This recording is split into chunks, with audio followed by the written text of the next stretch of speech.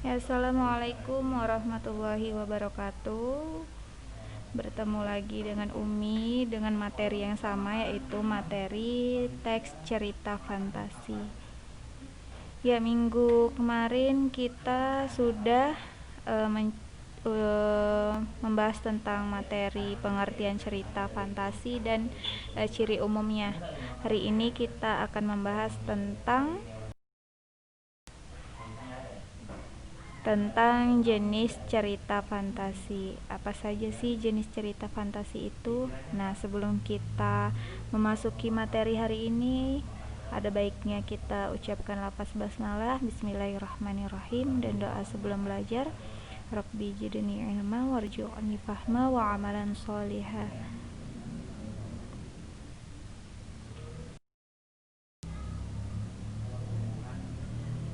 Ya, jenis cerita fantasi berdasarkan latar cerita.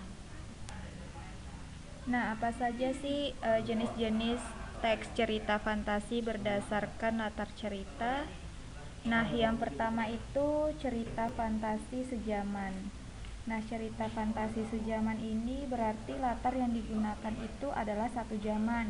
Misalnya, latar cerita fantasinya masa kini atau masa lampau, atau bisa jadi masa yang akan datang. Dia latarnya itu satu aja zamannya gitu. Lalu yang kedua itu cerita fantasi lintas waktu. Nah, di sini kan ada masa lampau, sejaman, masa akan datang. Nah, yang dimaksud lintas waktu ini berarti cerita fantasi ini menggunakan dua latar waktu yang berbeda.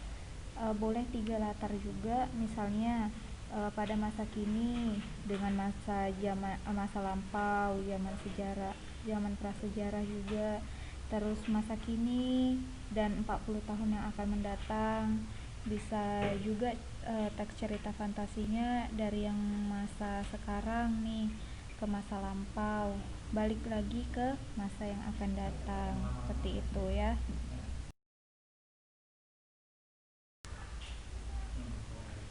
Nah, selanjutnya jenis teks cerita fantasi berdasarkan kesesuaian dengan kehidupan nyata itu ada dua. Yang pertama itu teks cerita fantasi total, dan yang kedua teks cerita fantasi irisan. Nah, teks cerita fantasi total ini berisi fantasi pengarang terhadap objek tertentu. Pada cerita kategori ini, semua yang terdapat pada cerita semuanya itu tidak terjadi di kehidupan nyata. Misalnya teks cerita fantasi Nagata, itu teks cerita fantasi total karena isinya itu benar-benar apa yang dipikirkan oleh penulis, tidak ada sangkut pautnya dengan kehidupan nyata. Jadi nama orang, nama objek, nama kota itu benar-benar rekaan dari pengarang tersebut. Nah, selanjutnya itu cerita fantasi irisan, yaitu cerita fantasi yang mengungkapkan fantasi tetapi masih menggunakan nama-nama dalam kehidupan nyata. Nah, pengarang itu menggunakan nama tempat yang ada di dalam dunia nyata atau peristiwa yang pernah terjadi pada dunia nyata.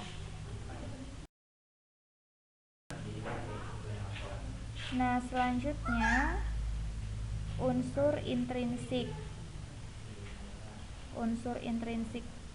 Di teks cerita fantasi itu ada 1, 2, 3, 4, 5, 6, 7. Ada tema, latar, tokoh, penokohan atau watak, alur, sudut pandang, dan amanat. Nah, yang pertama ada tema. Tema yaitu ide yang paling mendasar ya, yang menjadi acuan untuk mengembangkan suatu cerita.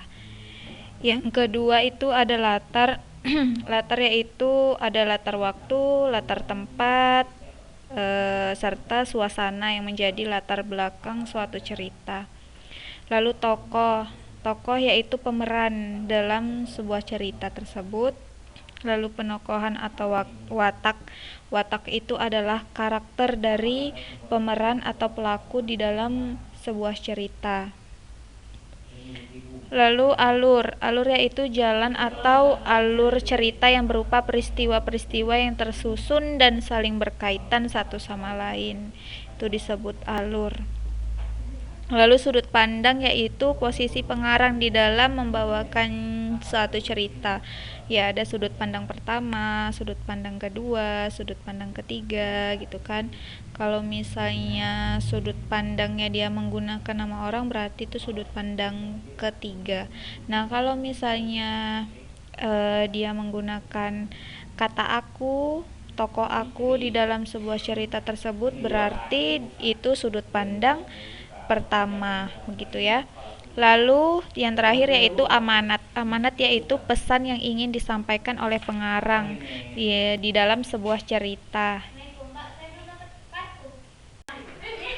Ya, alhamdulillah. Terima kasih telah mendengarkan materi dari Umi ya. Itu saja materi yang dapat Umi sampaikan tentang unsur intrinsik dan jenis-jenis teks cerita fantasi. Untuk soalnya nanti Umi berikan. Tolong materinya dicatat ya. Dicatat hal-hal yang pokoknya, videonya dimengerti. Jika ada yang kurang paham bisa ditanyakan ke Umi. Itu saja, Umi ucapkan terima kasih. Assalamualaikum warahmatullahi wabarakatuh.